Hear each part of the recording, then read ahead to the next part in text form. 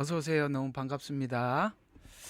아, 이렇게 오늘 은사 마무리 날인데 이렇게 함께 해주신 여러분들께 진심으로 감사를 드리고 우리 은사에 대한 마지막 강의를 여러분들과 함께 시작해 보도록 하겠습니다. 기도하겠습니다. 사랑의 하나님 아버지, 감사합니다.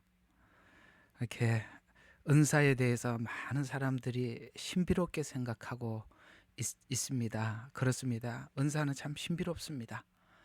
우리 안에 이런 성품이 하나님 나라를 위해서 쓰여질 수 있도록 드러나는 것도 너무 감사하고, 전혀 사람이 가질 수 없었던 하나님의 귀한 능력을 사람의 손을 빌어서 하나님 나라를 증거하도록 주신 은혜에 감사합니다. 그저 저희들은 사용되는 도구에 불과한데, 우리가 이것을 잘 사용하기 위해서는 우리가 주체가 아님을 알 때 이 은사는 하나님 영광 위에서 아름답게 드려질 줄로 믿습니다. 오늘도 이제껏 배웠던 이 귀한 말씀들을 모두 정리하는 이 마지막 시간에 하나님, 우리가 배웠던 모든 것들이 하나님의 그 목적 안에서 잘 정리되어서 겸손하게 드려지는 은사 사용이 되도록 축복하여 주시옵소서. 예수님 이름으로 기도드렸습니다. 아멘. 예, 반가워요. 자, 우리 오늘 로마서 12장 3절에서 8절로 오늘 모든 내용을 정리 한번 해보겠습니다. 자, 로마서 12장 3절에서 8절입니다. 제가 봉독하지요. 내게 주신 은혜로 인하여, 자, 내게 주신 은혜랍니다. 너희 각 사람에게 말하노니 자신에 대하여 마땅히 생각할 그 이상의 생각을 품지 말고, 자, 이제 하나님이 주신 어떤 경계를 넘어가지 말라고 부탁하지요.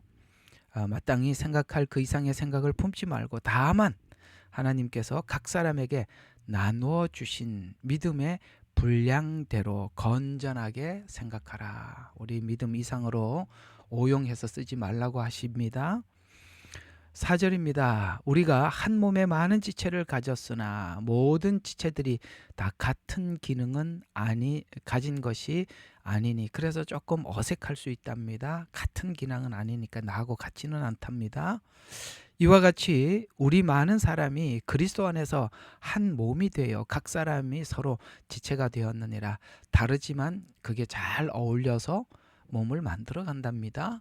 6절, 그러므로 우리에게 주어진 은혜에 따라 가진 은사들이 다르니, 자, 다르답니다.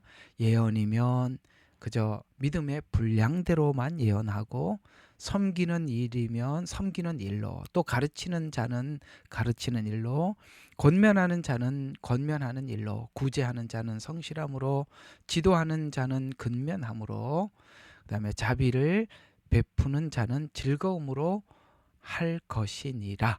됐습니다. 오늘 여기 이 내용으로 좀 정리를 하지요.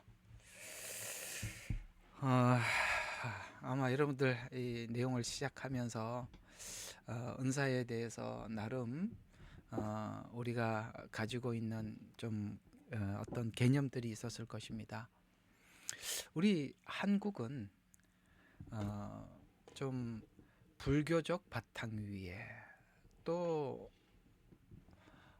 유교적 바탕 위에, 또 사실은 또 샤머니즘 성격이 매우 강합니다. 불교도 그렇고 유교도 그렇지만 그들은 대부분이 다 샤머니즘적 성격을 가지고 있습니다. 그 다 허용이 되죠. 유교가 샤머니즘적 행동, 예를 들어서 무당이라던가 어떤 신비주의에 대해서 배척하는 종교가 아니다 보니까 불교를 믿든지 유교를 믿든지 어떤 종교를 믿더라도 샤머니즘이 다가와서 지배하고, 샤머니즘의 지배 아래 들어가는 거에 대해서 사람들이 경계를 하지 않는 것들입니다. 이런 부분에 대해서 명확하게, 아주 명확하게 경계하는 것은 기독교 위에는 없습니다. 사실 무슬림이나 이런 종교들이나 힌두교는 말할 것도 없고요. 모든 종교들은 이 신비주의에 대해서 열려 있습니다. 왜 신비주의에 대해서 열려 있을까요? 분별을 못하기 때문에 그렇습니다. 분별을 하면 이 신비주의가 악한 영에 의해서 신비주의가 우리에게 작동을 하는지, 아니면은 하나님의 신선한 하나님의 영에 의해서 작동하는지 분별이 되거든요. 기독교만이 그게 분별이 됩니다. 왜냐하면 우리는 성령의 역사 안에서 악령의 역사를 보기 때문에 그게 분별이 됩니다. 그러나 악령의 역사에 의해서 이런 신비주의가 작동을 하면 무조건 허용합니다. 왜냐하면 똑같은 악령이기 때문에 분별 자체가 안 되는 것입니다. 근데 우리 이제 아까 말씀드렸던 우리 한국 교회는 그런 배경 위에 신비주의가 들어와 있다 보니까 교회 안에 성경에 대한 지식, 성경에 대한 이해, 오늘 여기 로마서 사실 12장부터 14장까지가 중간에 이제 사랑장이라고 들어가 있지만 그 은사와 밀접한 관계를 가지고 있습니다. 그러니까 이 고린도 전서에 보면은 12장 은사장, 13장 사랑장, 다시 14장도 은사장이고 그 다음에 또 부활장, 이렇게 쭉 연결이 되죠. 중요한 내용들이 아주 중요한 내용들이 은사, 사랑, 부활, 이렇게 딱 순서에 따라 이렇게 딱 들어가 있습니다. 이게 나누어져 있는 게 아니라 이 서로 간에 긴밀한 관계가 있기 때문에 그렇게 쭉 배열이 되어 있는 겁니다. 왜 그렇게 배열되는지 좀 더 설명을 해드리도록 하고, 어쨌든 우리는 어떤 신비주의가 있는 배경 위에 기독교가 들어와서 하나님께서 실제 우리 한국 기독교가 출발을 할 때는 신비주의를 기반으로 해서 말씀이 이제 세워졌어요. 이제 지금은 이제 충분히 말씀이 세워져야 할 시기임에도 불구하고 지금 말씀이 잘 세워졌느냐라고 물으면 이렇게 많은 부분에서 말씀이 정확하게 잘 세워지기보다는 짬뽕이 되어 있어요. 그걸 이제 좀 나누자라는 차원에서 제가 긴 시간 은사를 강의를 해왔고, 아마 계속 저와 함께 말씀을 배우고 익힌 분들은 이 은사를 공부하면서도 이 은사가 그냥 신비주의 안에서 제가 은사를 설명한 것이 아니라 성경과 말씀과 잘 접목해서 여러분들에게 가르쳐 드렸기 때문에 아마 여러분들에게도 이게 많이 정리가 되셨으리라 생각을 합니다. 단편적으로 한 편을 들어서 해결할 수 있는 이야기는 아니고, 지금까지 말씀 공부한 거, 그 다음에 뭐 여러 가지 내용들이 이제 여러분들이 자꾸 이렇게 축적이 되게 되면 나중에 이런 것들은 그냥 자연스럽게 질서를 잡아서 여러분들에게 이해가 되게 되어 있습니다. 그런 차원에서 오늘 이게 마지막 정리라 쭉 들어오신 분들에게는 큰 도움이 될 수 있어도 한번 듣는 분들에게는 충분히 아마 목마름이 해결되지는 결코 않을 겁니다. 앞에 내용들을 함께 계속 들으셔서 은사가 신비주의 안에서만 있는 것이 아니라 하나님께서 은사를 통해서 이렇게 다양한 어떤 일들을 하고 있는 것에 대해서 여러분들에게 좀 더 깊은 통찰과 이해가 여러분들에게 있었으면 좋겠습니다. 얼마 3일 전인가요? 저희 이제 동생에게 동생하고 이렇게 통화를 하게 된 적이 있었습니다.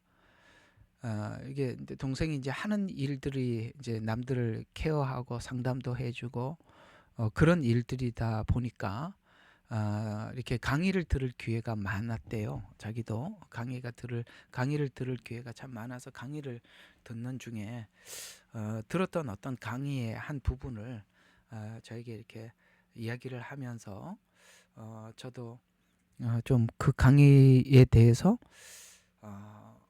좀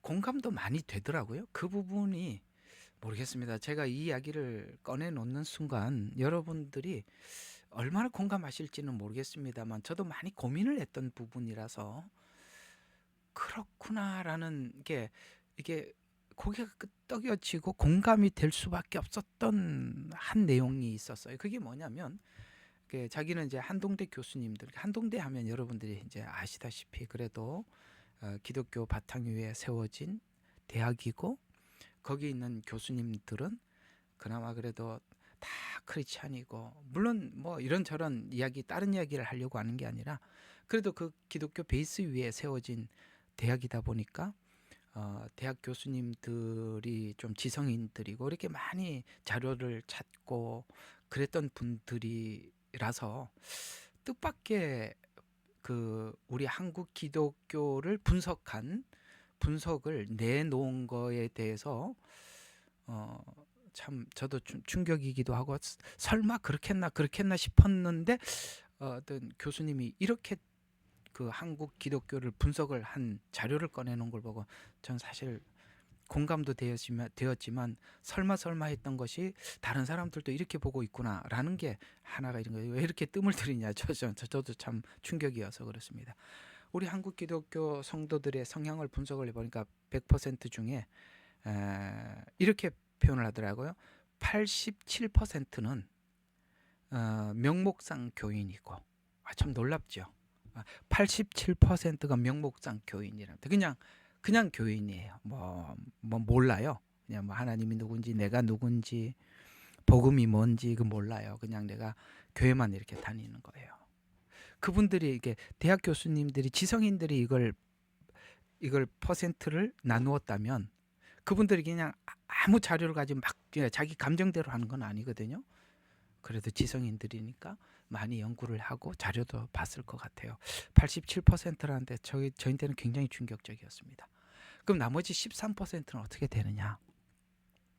10%는 신비주의랍니다. 오늘 이 은사를 제가 그래서 이걸 좀 꺼내놓은 겁니다. 10%는 신비주의에 빠져 있는 사람이고, 정확하게 복음을 이해하고 있는 진짜 참 그리스도인들은 3%에 지나지 않는다.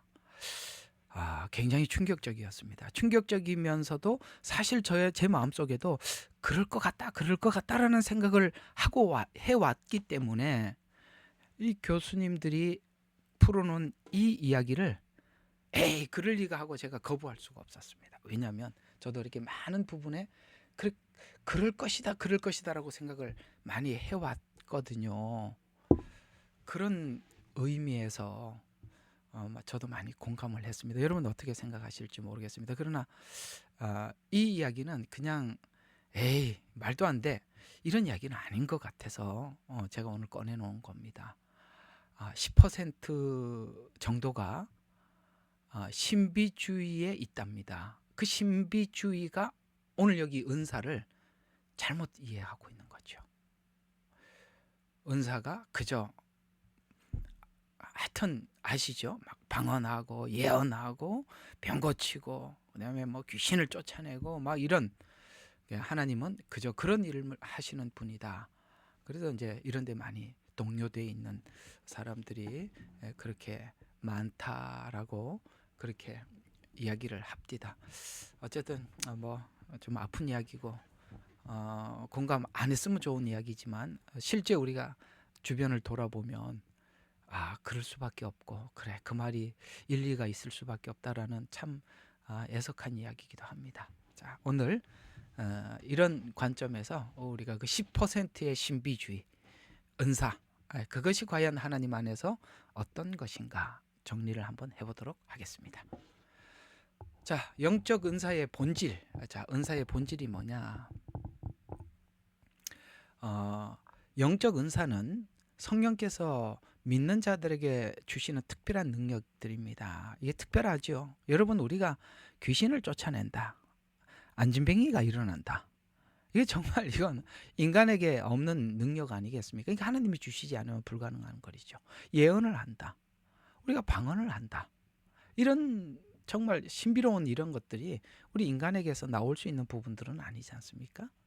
그래서 하나님께서 이 교회를 세우기 위해서는 아직 예수님을 알지도 못하고 예수님에 대한 인지를 하지 못하는 사람들을 위해서 하나님께서 이게 은사를 통해서 하나님 교회에 불러들이는 겁니다. 사도행전을 보시면 앞에는 뭐 신비로운 은사들이 계속 등장을 합니다. 어떤 은사들이 등장을 합니까? 방언이 임하고, 그 다음에 사람들이 각자의 자기가 지금 방언을 하고 있는데 주변에 있는 사람들이 다른 나라 각 나라 사람들이 와서 이게 한국말을 하네, 중국말을 하네. 이제 지금 우리 이해하기 쉽게 지금 지금 내가 알아들을 수 있는 말도 저 사람들이 배운 적도 없는데 내 나라 말을 하네 하고 놀랐다라고 성경은 이야기하고 있잖아요. 이걸 보고 대인방언, 이거 방언하면서 제가 한번 설명을 해드렸습니다. 그런 말을 하는 거 하지를 않나. 어떤 사람이 자기가 기도를 하는데 방언으로 기도를 하면서 하나님과 깊게 교제를 하고 있지는 않나. 바울이 사도들이 지나가면서 안진뱅이를 일어나 걸어라 그러니까 벌떡 일어나지를 않나. 이런 일들이 그림자라도 지나가면 사람들이 막 치유가 되고 이런 일들이 일어나더라는 것이죠. 왜 그러면 사도행전 초창기에는 이런 역사가 많았을까? 간단합니다. 하나님이 하나님 되심을 사람들에게 보이는 것으로 증거하기 위해서 그렇습니다. 하나님은 보이는 것으로 증거해서 보이지 않는 하나님을 말씀으로 그 보이지 않는 하나님을 가르쳐주고 하나님을 드러내고 일단은 그들에게 하나님 계심을 증명하기 위해서 그렇게 보이는 은사를 동원한 것입니다. 근데 후반부로 가면, 사도행전 후반부로 가면 갈수록 은사들은 사라져가고 이제는 두란노 서원에서 긴 시간 양육하고 사람들을 모아놓고 말씀으로 양육하고 그런 일들이 후반부로 가면서 이런 일들은 사라지고 점점점 사라지고 말씀으로 양육하는 쪽으로 쭉 이어집니다. 그 앞에 이런 역사가 많이 나타난 것은 하나님께서 하나님 되심을 사람들에게 증거하기 위한 게 은사였다면 무엇을 위해서 은사를 하나님께서 베풀었는가? 양육을 위해서. 그래서 후반부로 갈수록 양육입니다. 이런 구조가 사도행전에 있는 이 구조가 구약에 똑같이 나타나요. 구약에 요 사도행전과 같은 그러니까 사도행전하고 구약과 이렇게 뭐하고 이렇게 연결이 되어 있느냐? 어떤 성경하고 이렇게 딱 연결이 되어 있느냐? 출애굽기예요. 그러니까 구약의 출애굽기, 그러니까 구약에는 출애굽기, 신약에는 사도행전 같은 의미예요. 그러면 출애굽기도 똑같은 구조로 되어 있죠. 하나님께서 모세를 보내셔서 10가지 기적을 베푸시죠. 애굽의 사람들에게 하나님 되심을 기적을 통해서 베풀어 주시고, 그 다음에 하나님께서 결국에는 이 기적을 베푸신 이유가 뭐죠? 출애굽을 위해서 그랬죠. 당신의 백성들을 끄집어내기 위해서 하나님 되심을 기적을 통해서 베풀어. 똑같이 사도행전의 기적의 역사와 구약에 있는 10가지 재앙은 바로 같은 맥락에서 앞에서 그게 풀어진 겁니다. 그러면 이스라엘 백성들이 출애굽하고 난 이후에도 계속 기적은 있었느냐? 기적은 출애굽기 안에 있어도 애굽의 같은 기적 말고 어떤 기적만 있었어요. 그냥 하나님 계속 하늘에서 만나와 메추라기 주는 이 기적 외에는 거의 없죠. 왜요? 하늘의 만나, 곧 말씀으로 먹이기 위해서 출애굽을 한 거예요. 그래서 애굽에 있었던 그런 기적이 계속 일어나지 않는 이유는 하나님은 기적을 위해서 그들을 꺼낸 게 아니라 말씀을, 그래서 예수님이 그러잖아요. 사람이 떡으로 사는 것이 아니요 하나님 입에서 나오는 말씀으로 사는 것이다. 이렇게 말씀을 하셨지 않습니까? 그러니까 말씀으로 양육하기 위해서 앞에 기적을 베풀었던 것이죠. 그게 무슨 뜻이냐면은 하나님께서 이렇게 보이는 기적과 은사들은 사라져 가야 한다는 것입니다. 말씀으로 양육되기 위해서는 이것이 사라져야 되는데 그게 사라지지 않는 사람들이 아까 말씀드린 것처럼 10%가 남아있다. 이렇게 정리를 하면 정리가 되겠습니까? 그렇게 그 정도로만 이해를 하면 되겠습니다. 은사는 바로 신비주의는 지나가야 하는 것입니다. 사라져가야 하는 것입니다.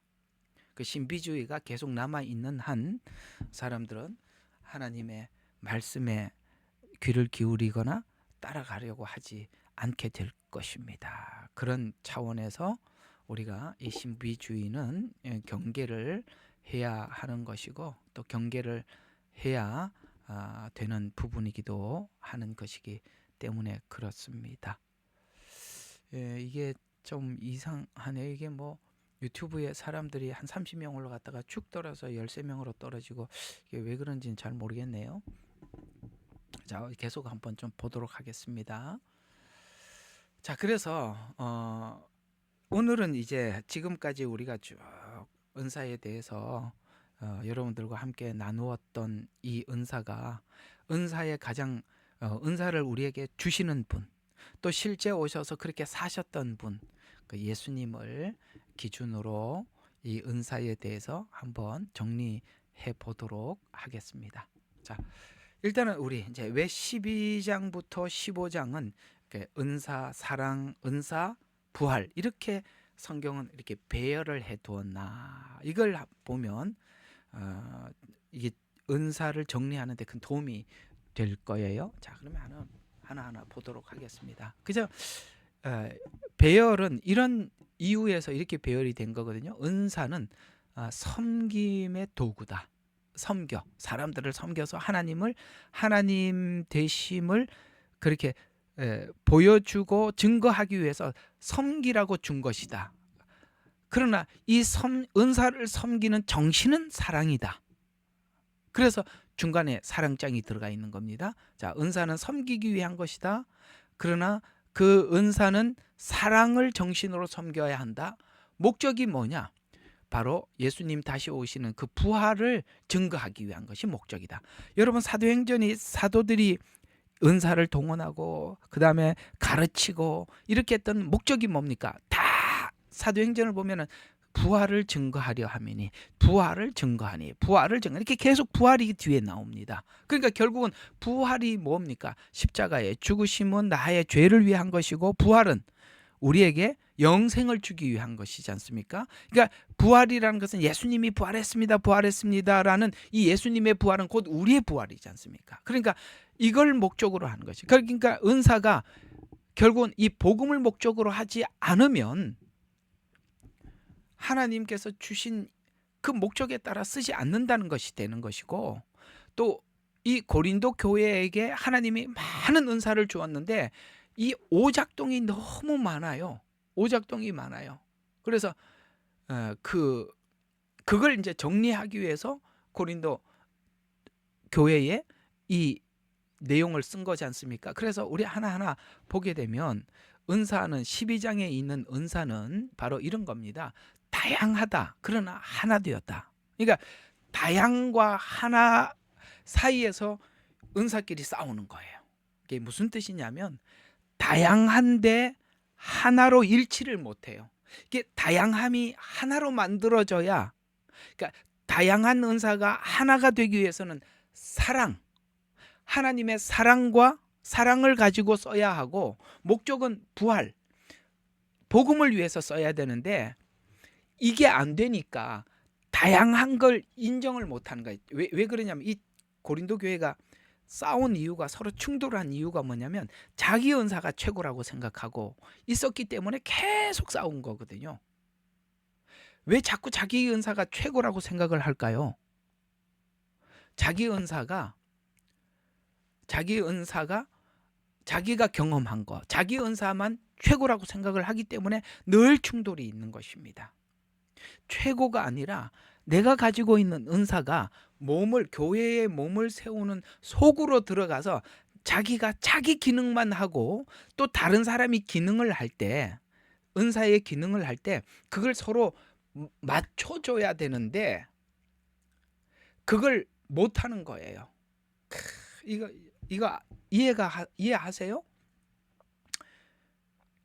크게 보면 말씀을 전하는 것도 은사고, 또 하나는 하나님께서 기적을 베푸시고 예언을 하고 이런 것도 은사거든요. 예를 들어서 설교도 말의 은사예요. 예언도 말의 은사예요. 똑같은 말인데 이 둘은 하나님께서 목적하신 바가 있어서 예언은 예언대로의 기능을 하고 사라져 줘야 되는 거예요. 예언은 예언대로 자기 기능만 하고 없어져 줘야 되는데, 이 예언의 은사가 말씀을 전하는 사람 위에 올라가려고 하는 순간 완전히 부작용이 나타나는데, 왜 자꾸 예언이 말씀을 전하는 사람 위에 올라가려고 하느냐? 자기 자기가 하나님 앞에 직접 듣는 게 최고라고 생각을 하기 때문에 말씀 자체를 무시하는 거예요. 아니에요. 예언은 연약한 자들을 일으켜 세우는 것으로 하나님이 예언을 더 이상 하지 못하게 끊어버리는 거예요. 예언이 강대상에서 말씀을 전하는 일을 좌우지 못하도록 하나님께서 통제하는 겁니다. 그를 통제하라고 분명히 성경에 보면 통제가 되게 돼 있어요. 성경을 말씀을 배우면 다 알게 돼 있어요. 그런데 직접 듣는 게 최고다 이렇게 생각을 하기 때문에 성경을 풀어주는 사람을 무시하는 거예요. 그러면 이 은사는 사단이 쓰는 겁니다. 아까 그랬죠. 모든 기적과 역사들을 사단이 쓸 수가 있는데 쓰게 허용하는 사람이 뭐냐? 교만한 사람. 자기만이 전부라고 생각하고 자기가 받은 게 전부라고, 직접 듣는 게 최고라고 생각하는 이런 교만한 사람들을 통해서 혼란스럽게 만드는 것입니다. 그래서 오늘 12장이 계속 주장하는 게 그거예요. 다양하다. 그러나 하나가 되어야 한다. 라고 12장이 그걸 그렇게 이야기하는. 그래서 계속 그런 이야기죠. 여러 가지나 하나요. 여러 가지나 하나요. 계속 다양하지만 하나다. 이 이야기를 그렇게 강조하는 것입니다. 그러니 여러분과 제가 어떤 은사를 가지고 있더라도 하나님의 몸에 유익되지 않으면 입을 다물고 절제하고 안 하는 게 낫다는 겁니다. 은사를 사용해야만이 뭐가 효과가 나타나는 것이 아니라 그걸 절제해서 그것을 사용할 때 꺼내놓고 그걸 사용하지 않을 때 그것을 절제하지 못하면 몸을 세우는 게 아니라 몸을 파괴하는 데 쓸 수 있다라고 성경은 12장에 그걸 그렇게 반복해서 강조했던 것입니다.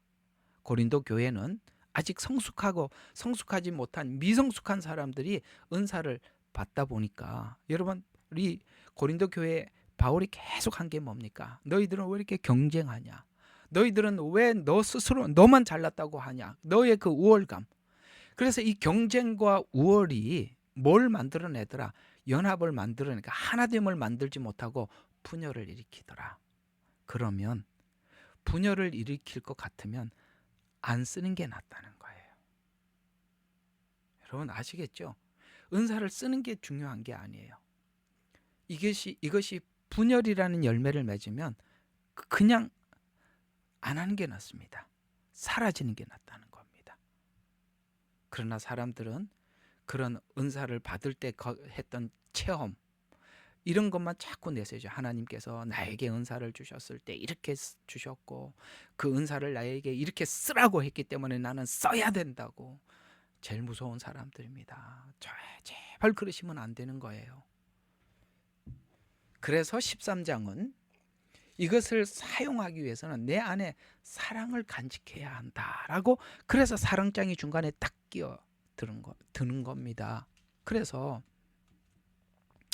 이상하죠. 이런 말이 나와요. 이걸 가지고 막 사람들이 뭐 권세자들에게 복종해라. 이걸 가지고 세상의 정치 대통령인데 복종. 이게 완전히 엉뚱한 데 쓰는데 그 얘기가 아니라 12장하고 13장하고 연결을 시켜보면 그 얘기가 전혀 아니에요. 자, 한번 보세요. 13장 1절. 각 사람은 위에 있는 아니요. 참. 그 얘기가 아니고 그 로마서 12장 13장 1절을 보면 각 사람은 위에 있는 권세자들에게 복종해라. 하나님으로부터 나오지 않는 권세는 없나니 그러므로 누구든지 권세자에게 거역하는 자는 하나님의 율례를 거역하매니 거역하는 자는 스스로 저주를 받게 되리라. 이는 다스리는 자는 선행을 위해서 두려움이 되지 아니하고 악행에 대해서만 됨이니 내가 권세자들을 두려워하지 아니하기를 원하느냐. 선에 행하라. 그리하면 그에게 칭찬을 받으리라. 제가 조금 오늘 이 본문과 상관이 없지만 대사없이 하나님이 좀 이 내용을 읽게 한 이유가 있는 것 같아서 번뜩 제가 한번 좀 정리를 한번 할게요. 요즘 이렇게 사람들이 교회는 정치 이야기하지 말고, 이게 오늘 이 본문하고는 상관이 없지만 하나님이 대사없이 준 거 보니까 이유가 있어서 준 것 같으니까 요 내용이 사람들이 남용하기도 하고 그걸 가지고 막 교회 더 이상 뭐 정치 이야기하지 말라고 뭐 억압하는 데도 쓰기도 하는데 이 내용의 본질이 뭔지를 조금 설명을 해드리겠습니다. 하나님께서 이 권세자라고 말하는 이 권세자는 지금 이 권세자라고 한다면 이 권세자는 교회가 권세자라고 말하는 권세는 두 가지 측면에서 권세예요. 정치인만 이야기하는 게 아니라 하나님께서 교회를 세우기 위해서, 몸된 교회를 바르게 세우기 위해서 권세자들을 세운다는 거예요. 그래서 성경은 이렇게 첫째는 목사요, 둘째는 뭐 선지자요, 셋째는 뭐 이렇게 순서를 이렇게 나누죠. 교사요 이렇게 나누는 게 그게 하나의 하나님의 질서를 위해서 세운 권세라는 뜻이에요. 그래서 교회 안에서는 하나님이 세운 목사라는 이런 질서가 있어요. 세상에는 법을 집행하는 권세자, 우리가 흔히 말하는 대통령, 뭐 법관, 뭐 이런 사람들을 이야기하는 거예요. 근데 여기 보면 하나님께서는 이렇게 13장, 로마서 13장 1절이에요. 이거는 각 사람 위에 있는 권세자들에게 복종해라. 하나님께로부터 오는 권세가 오지 않는 권세는 없나니 모든 권세는 하나님이 정하신 것이다. 악한 자들을 권세자로 세우는 것도 하나님 악한 백성들을 다스리기 위해서 세웠다라는 뜻이 되는 것입니다. 이해가 가죠? 뭐 무조건 우리가 순복을 해야 됩니까? 라고 하지만 그건 하나님이 백성이 악하면 악한 지도자를 세우는 거예요. 저번에 제가 설교하면서 한번 올렸죠. 아비멜렉을 왜 하나님께서 세우셨냐. 각자의 소견에 오른 대로 행하다 보니까 인간이 소견이 오르면 인간이 옳은 소견은 없어요. 인간이 판단하는 소견들은 다 악한 판단들이에요. 그러니까 악한 판단을 하니까 악한 지도자가 눈에 안 보이는 거고 악한 지도자를 사람들이 세운 겁니다. 그 아비멜렉을 한번 저번에 설교해서 올려놨으니까 참고해서 보십시오. 또 나아가서 교회 안에도 하나님의 몸된 교회를 세우기 위해서 또 하나님의 권세자들을 세우는 것입니다. 그러면 왜 하나님은 악한 지도자라도 세우느냐? 악한 지도자라도 없으면 사람이 이런 권세와 법 통치 아래 있지 않으면 인간의 가지고 있는 악이 마음껏 발산하기 때문에 성경은 악한 지도자라도 권세자가 세워져야 인간의 악이 더 이상 확장되지 않는다라고 말을 하는 거예요. 그래서 그게 하나님이 세상에는 이런 지도자들을 세워서 법이라는 통치 아래서 사람들의 악의 확산을 막기 위해서 세워놓은 거고, 교회 안에 있는 지도자를 세운 것은 이런 은사와 이런 모든 교회 질서, 교회 성도들을 양육하기 위해서 뭡니까? 그 지도자를 세웠다라는 측면에서 이 13장의 1절은 앞에 12장은 여기 금방 오늘 읽었던 12장의 이야기가 뭐예요? 은사에 대해서 쭉 설명해줘. 뭐 예언은 믿음의 분량대로, 섬기는 일로, 가르치는 거, 구제, 그다음에 지도함, 그다음에 자비를 베푸는 거. 이거 제가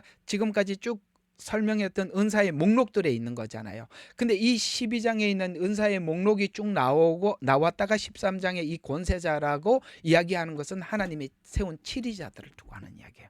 정리가 되셨어요? 그래서 교회 안에 있는 치리자는 교회 안에 이 막 은사가 막 오남용되지 않도록 질서를 위해서 세운 하나님의 세운 종, 이런 뜻이라면 세상에 있는 종도 하나님께서는 악한 지도자라도 세워놓는 이유는 무정부 상태가 되면 악한 지도자가 통치하는 것보다 더 악하니까. 소말리아 같은 나라를 보면은 정부가 통치를 할 수 없다고 합니다. 정부가 통치를 할 수가 없대요. 왜냐하면은 이 갱단들이 너무 세니까. 멕시코 이런 나라들이 그렇잖아요. 그건 그 살벌함은 말로 더 할 수가 없는 거예요. 그런 측면에서 하나님이 권세자를 세웠다라고 성경은 말씀하고 있는 것이니 이것을 그저 그런 차원에서 좀 이해했으면 하는 차원에서 여러분들에게 말씀을 드렸고, 다시 우리 고린도전서 12장으로 가서 오늘 이 내용을 조금 더 정리해 보도록 하겠습니다. 고린도전서 12장을 좀 펴놓고 함께 보시면 도움이 되겠습니다. 자, 12장을 쭉 보면은 이게 왜 이런 말씀이 나왔느냐, 동일하다, 하나다, 이런 말들을 계속 하는 이유가 뭐냐면은 12장 보면은 24절부터 25절에 이 말씀이 있어요. 자, 우리는 아름다운 지체 우리의 아름다운 지체들은 요구할 것이 없느니라. 오직 하나님께서 그의 몸을 고르게 하사 부족한 지체에게 더 많은 것을 존귀해 주셨으니 이는 몸 안에 분열이 없게 하실 뿐만 아니라 지체들이 서로에게 동일한 관심을 갖게 하려 함이라. 쭉 설명한 은사를 설명한 것 중에서 여러분들에게 이 설명은 기억하실 겁니다. 예를 들어서 구제의 은사를 가진 사람이나 국률의 은사를 가진 사람들은 불쌍한 사람들을 보면 지나치지를 못해요.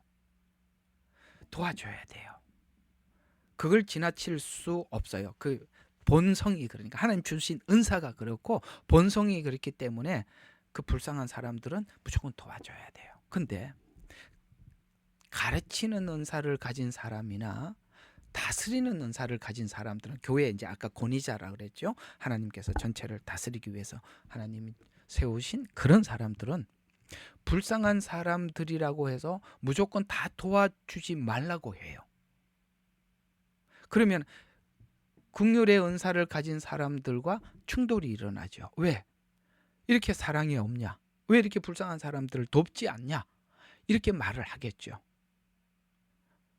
그러면 한번 생각해 봐요.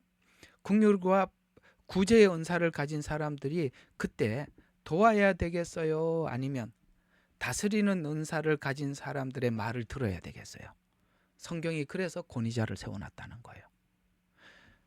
그 사람들 마음에는 돕고 싶은 마음이 있어서 도우려고 하겠지요. 그러나 하나님께서는 그를 궁핍하게 한 이유가 있다는 거예요. 그는 그 궁핍함 속에서 반성해야 될 게 있고 그 궁핍함을 겪으면서 훈련받아야 될 게 있는 거예요. 그 훈련을 위해서 하나님이 궁핍하게 했는데 가서 도와줘 버리면 어떻게 되죠? 그렇죠. 같이 망하죠. 하나님의 목적에 반대되는 일을 하는 거예요. 그래서 다스리는 은사를 가진 사람은 하나님께서 저를 왜 궁핍하게 했는지 보고 있으니까 하지 말라고 그러는 거고, 구제의 은사를 가진 사람은 본능적으로 가서 하려고 그러는 거고, 이 사이에 충돌이 일어날 때 하나님이 아까 권위자를 세웠다 그랬잖아요. 그 다스리는 은사의 말을 들어줘야 되는 거예요. 그래야 그 사람이 하나님께서 그를 지금 훈련시키는 목적에 부합한 어떤 하나님의 목적을 이루어낼 수가 있는 것입니다. 성경은 이해가 가시죠? 그래서 그런 둘은 너무나도 조화로워요. 예언의 은사를 가진 사람이 예언을 해서 그 사람에게 어떤 일어날 수 있는 에너지, 힘을 줬다면 계속 예언으로 그 사람을 일으켜 세워서는 안 된다는 겁니다.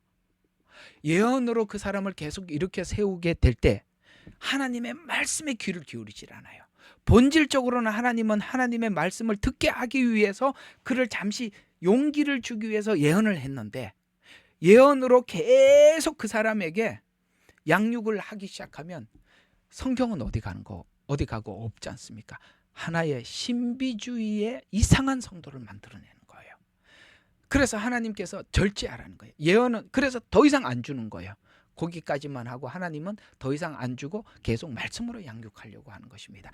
이런 것들이 아시겠어요? 그래서 모든 은사들은 어떤 권위, 다스리는 자의 통제 아래서 움직이는 거예요.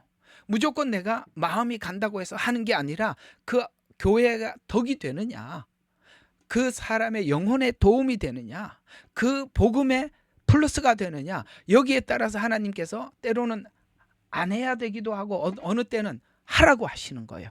이것을 우리가 조화롭게 통제 아래 들어가 있지 않으면, 은사가 따로 놀면, 은사가 혼자서 따로 놀면 은사끼리 엄청난 충돌이 일어나는 것입니다. 이게 은사가 잘 정돈이 돼서 교회 안에서 풀어지게 되면 그거보다 더 아름다운 공동체가 없기도 하고, 은사에 대해서 이렇게 문외한 사람들이 모여서 내 은사가 최고다, 네 은사가 최고다 하면 이렇게 복잡한 교회가 없어요. 고린도 교회가 그런 교회예요. 그래서 이 고린도 교회는 문제가 너무 많아서 고린도 전서도 길고 고린도 후서도 길어요. 왜요? 할 말이 많거든요. 정리해야 될 게 너무 많거든요. 고린도 전 후서가 긴 게 좋은 게 아닙니다. 문제가 많아서 긴 거예요. 그러니 왜 사람들이 이렇게 아까 분열이 있게 했느냐? 서로 우월감 때문에 그런 거거든요. 경쟁적으로 썼고 우월감 때문에 썼기 때문에 그랬다. 그래서 우리가 은사를 사용하는 덕목이 뭐냐? 사랑이다. 그래서 사랑장이 들어와 있어요. 사랑장에 들어가 보면 이런 이야기가 되는 것입니다. 은사는 사랑을 아는 것이 목적이고 사랑만이 이 은사가 하나로 만든다, 이렇게 이야기하고 있는 것인데, 아무리 큰 은사를 가지고 자기가 귀한 은사를 받았다 하더라도 사랑이 없으면 아무것도 아니다.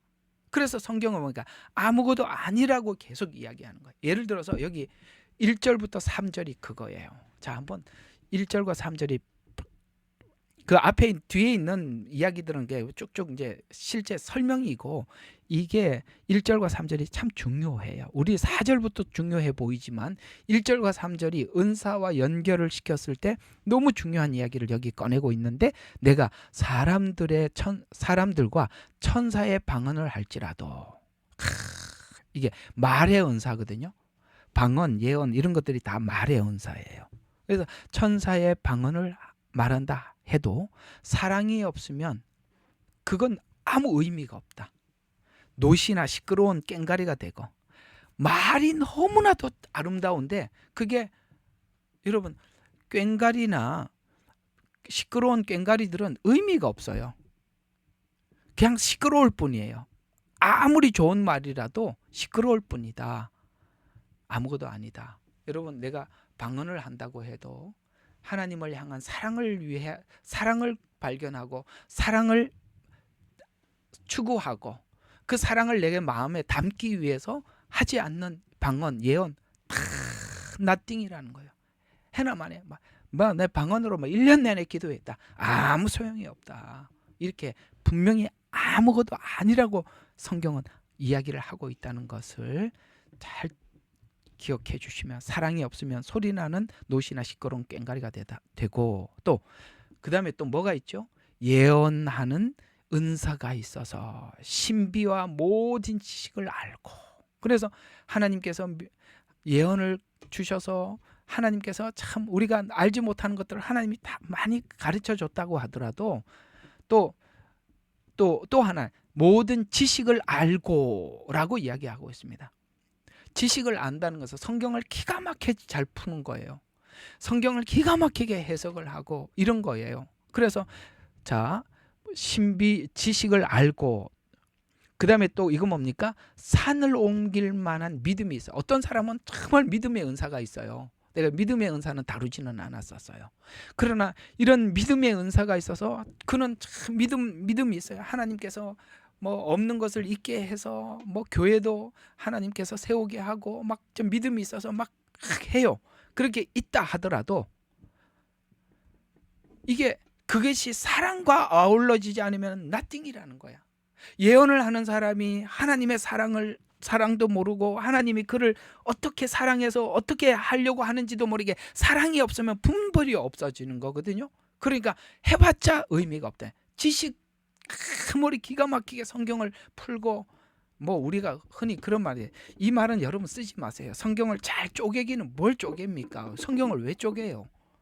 아니요. 그런 말들은 이상한 말들이에요. 그러나 성경을 기가 막히게 해석하고 그렇게 하더라도 사랑이 가미되지 않는 지식 전달은 아무것도 아니래요. 또 내가 모든 소유를 주어 가난한 사람들, 이게 국률의 은사와 구제의 은사잖아요. 그래서 가난한 사람들을 구제하고 내 몸을 불사르게 내어준다 할지라도 진짜 이 사람 대단한 사람이죠. 그렇게 하더라도 사랑이 없으면 아무 유익이 없느니라. 무슨 뜻입니까? 모든 은사의 사용은 사랑과 함께 쓰지 않는 건 전부 다 날아가는 거예요. 완전 nothing이야. 그런 뜻이죠. 그러니까 여러분 있잖아요. 사랑 없이 하는 모든 것들은 아무 의미가 없다라고, 앞에 왜 경쟁과 우월의식과 분열이 생겼느냐? 사랑이 없어서 그런 것이다 라고 하면서 사랑은 이런 것이다 라고 목록들을 쭉 설명하는 겁니다. 예, 주님의 사랑을 담으면 시기하지 않고가 나오잖아요. 근데 앞에는 경쟁과 우월은 시기잖아요. 그거 사라지려면 주님 사랑을 담지 않고는 불가능하다. 그래서 13장이 들어가 있어요. 그러면 14장은 뭐냐? 고린도전서 13장은 사랑의 목록 안에서 살 때 드디어 질서를 잡아갈 수 있다. 아까 이제 또다시 이야기가 돌아가는데, 많은 은사들이 질서 안에서 움직여야 덕이 된다 그랬죠. 그렇죠. 여러분, 우리가 이제 질서라고 하면 이렇게 표현하면 좋겠습니다. 차가 있어요.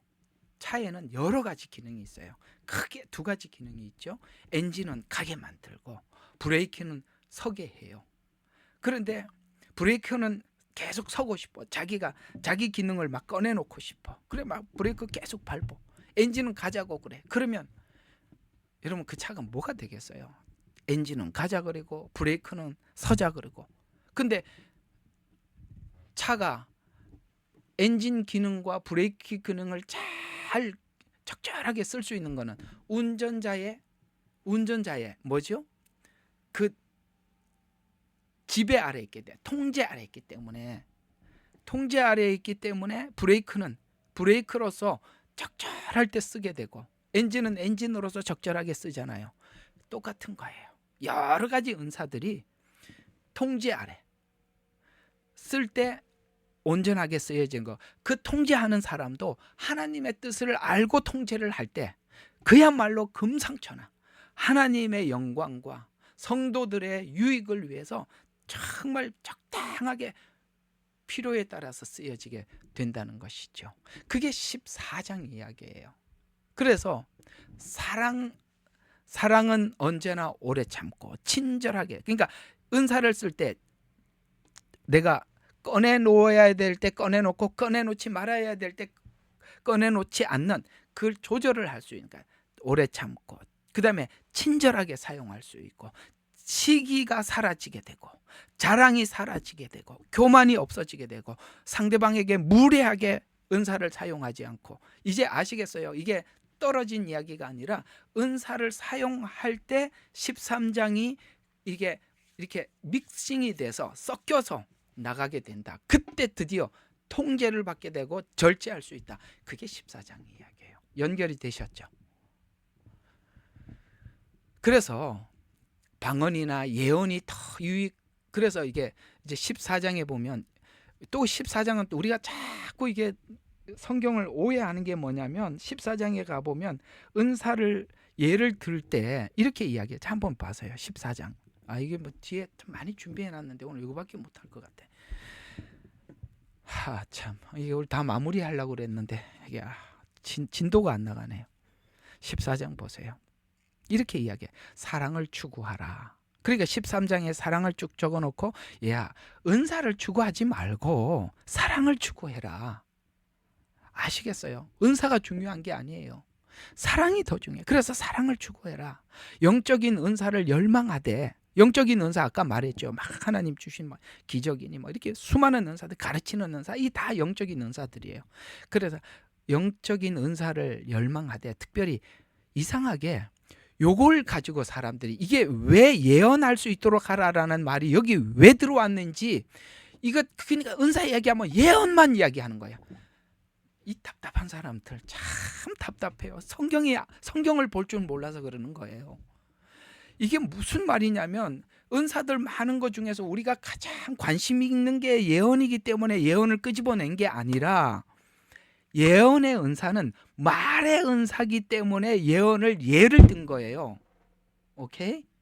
예언이 은사 중에 최고봉이라는 말도 아니고, 그래서 예언을 끄집어내서 설명한 게 아니라, 말의 은사 중에 대표적인 게, 우리가 직접 듣는 게, 가장 가까이에서 듣는 게 예언이고, 예언은 모두에게 유익을 주는 거기 때문에 예언이라는 예를 들기 위해서 끄집어 들어온 걸 가지고 14장에 은사를 설명하는 것 중에서 가장 중요하게 예언을 예를 들기 때문에 예언이 은사 중에 으뜸이다. 이렇게 또 설명을 하고 있어요. 이 답답한 그 얘기가 아니라 예언과 방언을 예를 들어서 예를 들기 위해서 예언을 든 거거든요. 그러면 예언의 예언은 뭐죠? 예언은 모두에게 유익하고 방언은 개인에게 유익하다. 이런 차원에서 예언을 예를 들기 위해서 예언을 가지고 온 거라 이 말이에요.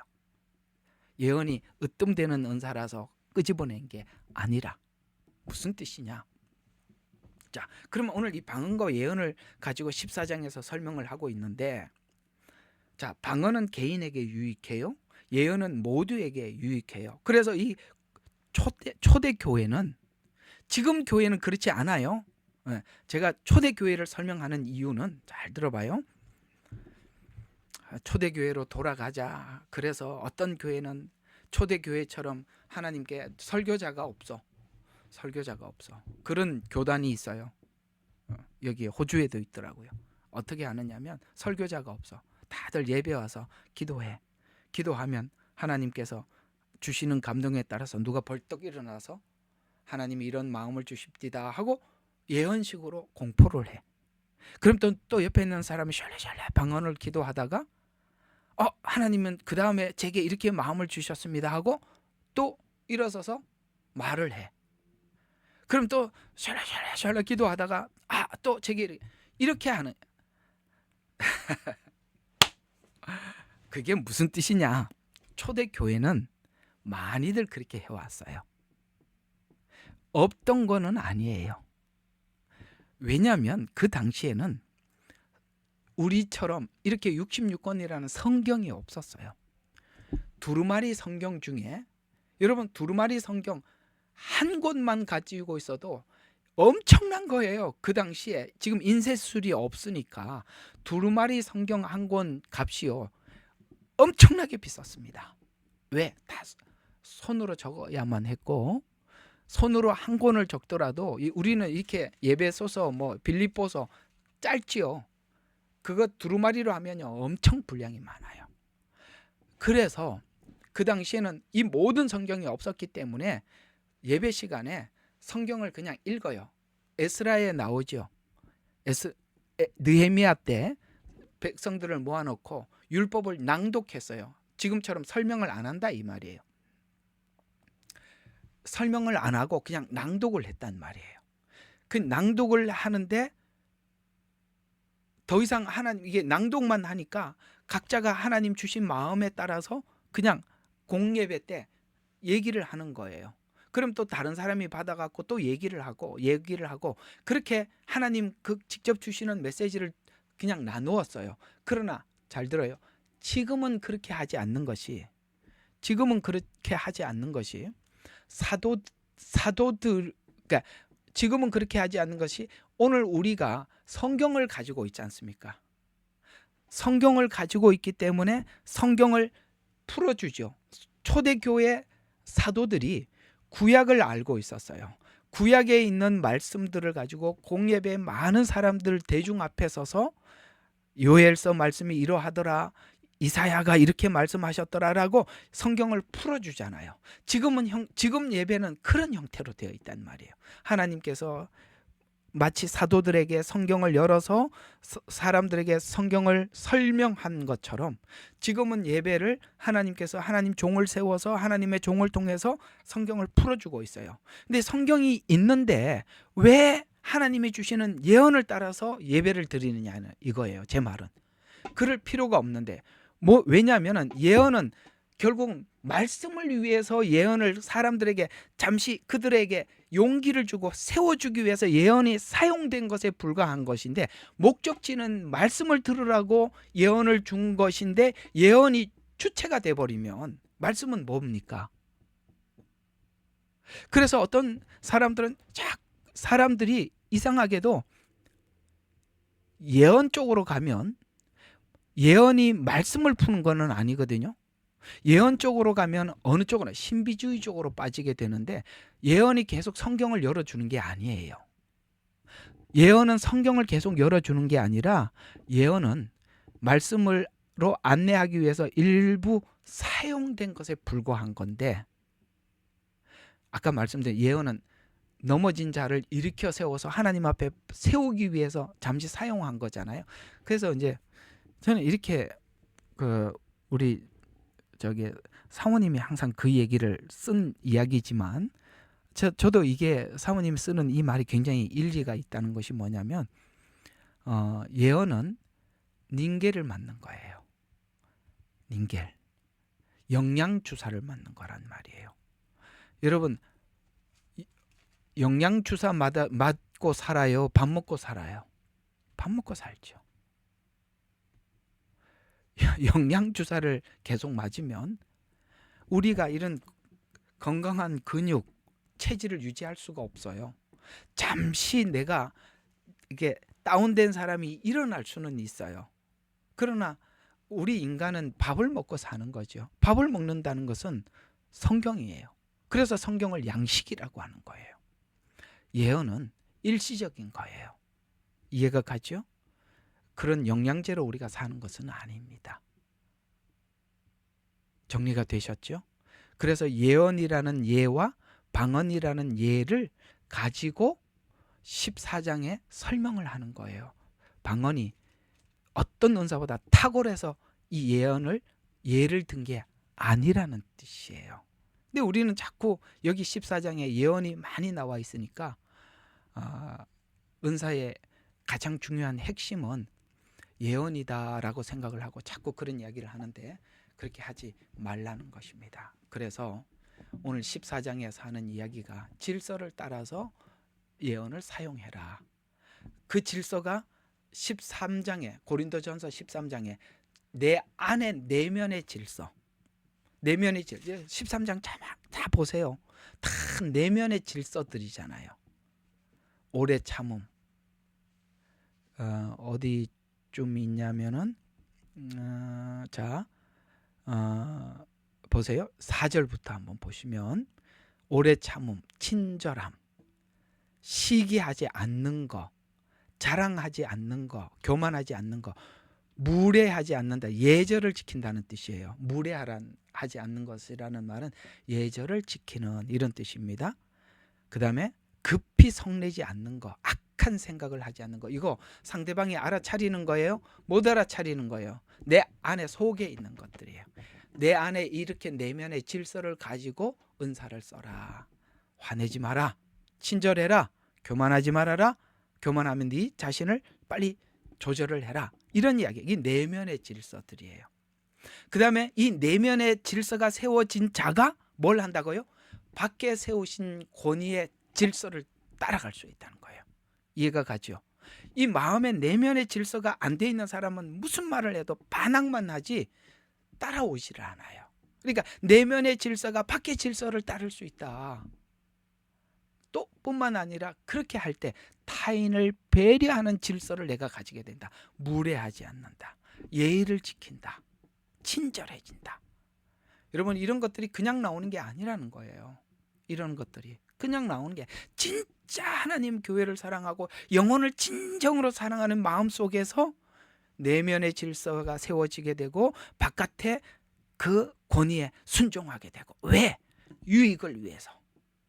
브레이크를 잡을 때는 엔진이 멈춰줄 줄 알고 가속 페달을 밟을 때는 브레이크가 참을 줄 알고 그 둘이가 서로가 조화를 이룰 때 차가 원하는 지점을 가게 되지 않습니까?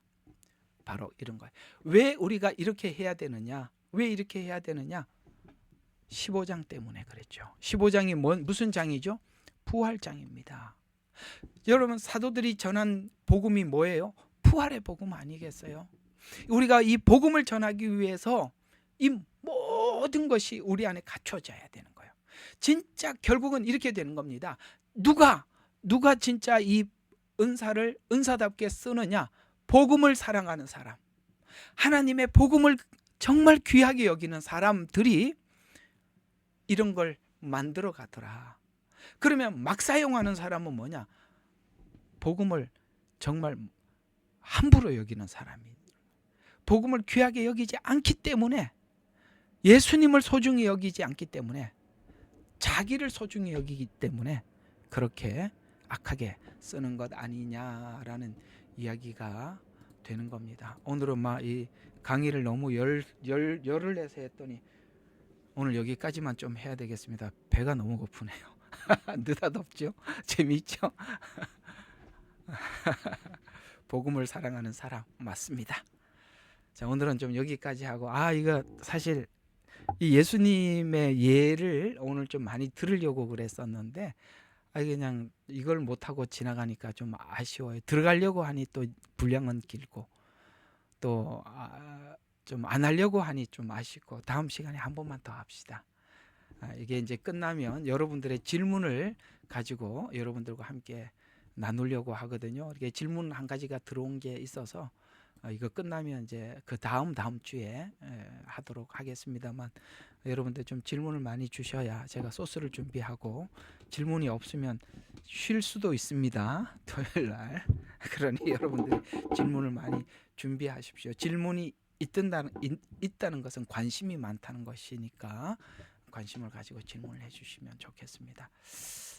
오늘 다 하려고 그랬는데 이렇게 더 나가지 못해 하다 보니까 이 부분이 중요해서 하나님께서 좀 깊이 다루라고 하셔서 뜻밖의 사실 간단하게 좀 지나가려고 했는데요. 이게 더 하게 되네요. 다음 주에 한 번 더 하도록 하죠. 자, 기도하고 마치도록 하겠습니다. 하나님 고맙고 감사합니다. 오늘은 복음을 사랑하는 사람이 은사를 귀하게 여기고 사용할 수 있음에 공감합니다. 사도들은 아버지 하나님 정말 그렇게 살았습니다. 사도행전을 보면 이들이 얼마나 복음을 사랑했는지, 아버지 하나님 자신을 희생했고, 또 아버지 하나님 나서야 될 때와 나서지 말아야 될 때를 조절할 줄 알았습니다. 그저 자기 과시하기 위해서 한 사도들이 아무도 없었습니다. 아버지 하나님, 우리가 그런 사람이 되게 해주십시오. 내 것이 최고가 아니라 그 질서에 순응할 줄 알고, 아버지 하나님, 내 생각이 그렇더라도 모두의 유익을 위해서 스스로를 낮출 줄 아는 사랑하는 성도들이 다 되게 하옵소서. 오늘도 귀한 말씀 함께 나누게 하신 하나님께 감사드리옵고 예수님 이름으로 기도드렸습니다. 아멘.